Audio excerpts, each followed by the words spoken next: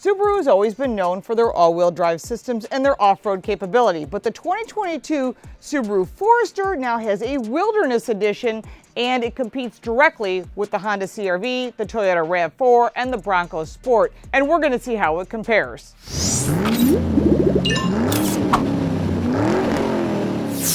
Welcome back to the channel. I'm Lauren Fix, and this is the 2022 Subaru Forester. We have the Wilderness Edition. There are some changes for this year, mostly the Wilderness Edition itself. It's got a lot of gold details, improved roof rack, and a change to the front end, but also inside there's more safety and some details that are pretty impressive. We take it for a drive, and you're going to join us. Let's start off with under the hood. Under the hood of the 2022 Forester is a 2.5-liter double overhead cam engine with 182 horsepower and 176 pound-feet of torque. It is backed by a CVT. That continuously variable speed automatic transmission is probably the biggest negative of this vehicle because it doesn't allow it to accelerate at the rate it should and will do a 0 to 60 launch. The Subaru is not known for acceleration. At 0 to 60 times 9.3 seconds. Here we go. It's really struggling to get up there compared to the RAV4 and the CR-V. Red line is 6,000 RPM, but it takes forever to get to this speed, and to me that I find a little frustrating. Now, that may not make a difference to you on acceleration. One of the big pluses about the Subaru is I drove it from New York City to Buffalo, and it got 26 miles to the gallon. Not a problem at all. About 415 miles on a tank. I had to fill up once, and that wasn't bad with regular unleaded. I do find that safety feature a little bit frustrating. You can shut it off. We'll talk about that when we get to safety. But overall, at a cruising speed, this vehicle is absolutely fine. I just worry about the acceleration. And why do you need that?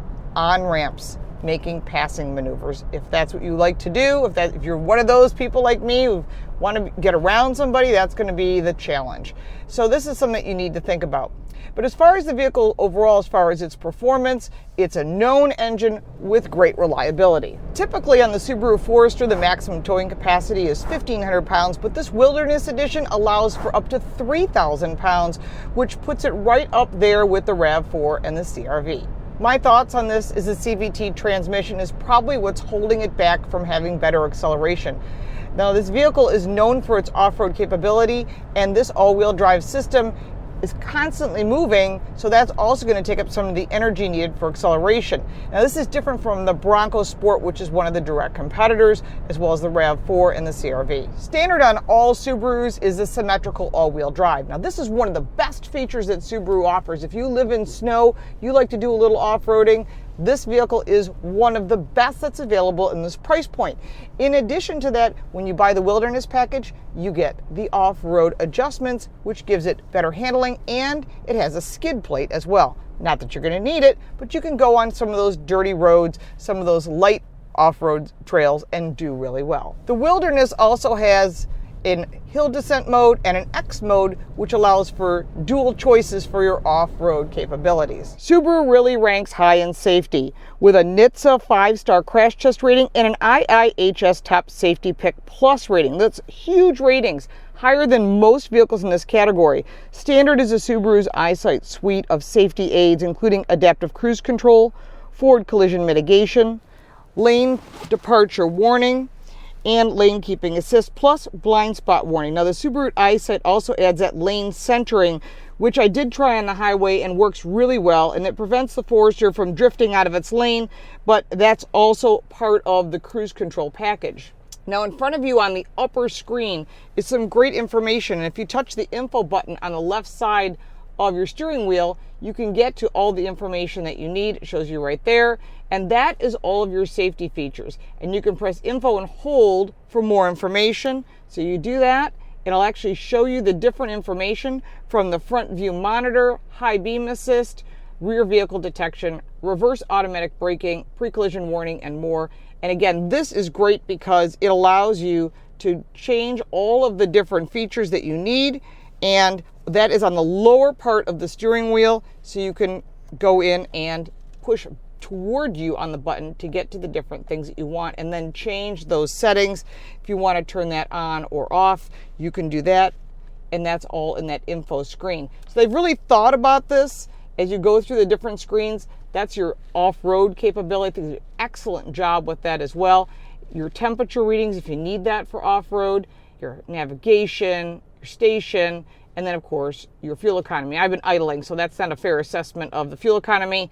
Driving from New York to Buffalo, 26 miles to the gallon, pretty good, very consistent, and as stated. When it comes to seating, when you're on a long drive in the Subaru, you really get a good feel that these seats are really supportive. I was actually impressed. I thought it was going to be uncomfortable. The seats are high bolstered, they're adjustable, 8-way power on the driver's side, 4-way on the passenger side. This is on the Wilderness Edition. Again, you get different, as you go to the higher trim levels, obviously, you're going to get more good stuff. This was a really comfortable seating position, tilt telescopic, went up and down, in and out, plenty of adjustments. In addition, you have heated seats, a low and a high range, and a heated steering wheel. The passenger seat also has heated. There's no ventilated seats available at this price point. We'll take a look at the second row in just a second. Visibility, it was what really impressed me the most.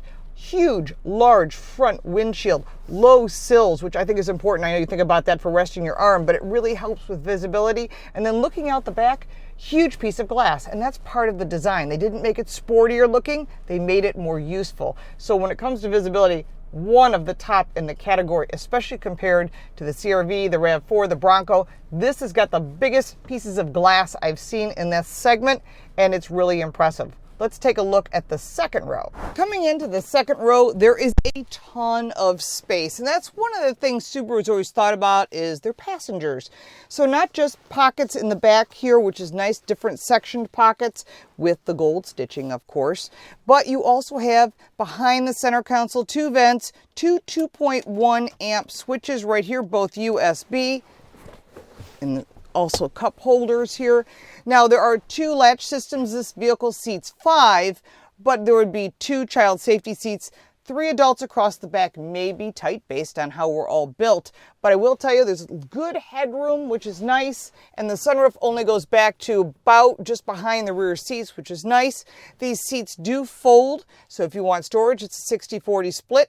And we'll talk about cargo and price in just a second. There are 6 different trim levels of the Forester: the base, premium, sport, wilderness, limited, and touring. We are driving the Wilderness, which is new for 2022. And although it looks very similar to the other trim levels, especially the touring, the top trim level, it has this really cool gold detail. I think they did a nice job making it look sportier. And you see that detail even around the gauges. You can see that trim right here is gold, and they did the same thing around the speedometer. It was very nice. Nice little details that are really important. Now, what is standard on this vehicle, besides the gold stitching, which I really like, and the new buttons that are down here for hill descent and so forth, besides this upper screen, which has great information, which you can adjust here on your left side of your steering wheel, tells you what you need to know. There's Harman Kardon audio. Now that I really like, and I think is a massive plus. The touring trim has that available as well. 6.5-inch screen is standard. This is the 8-inch touch screen, which is available on the limited and the touring as well. Apple CarPlay, Android Auto, smartphone integration. It is wired. There's also multiple USB connections for charging. More of that gold detail that makes this Wilderness trim very special. And then you'll also see that on that X mode, which allows you for that off-road capability, which is for snow and mud, snow and dirt, or just normal. You push the button. Here you've got your parking brake, your heated seats, and your cameras. You just press that button, and there's an additional camera right there when you press it. That is your forward camera, which is really great when going into parking spots. And I think that's a massive plus that the competition doesn't offer. Looking more at this rugged interior, they thought about it when they put the gold detail in, but also the fact that this really has some off-road capability, and that includes these cool little Wilderness floor mats.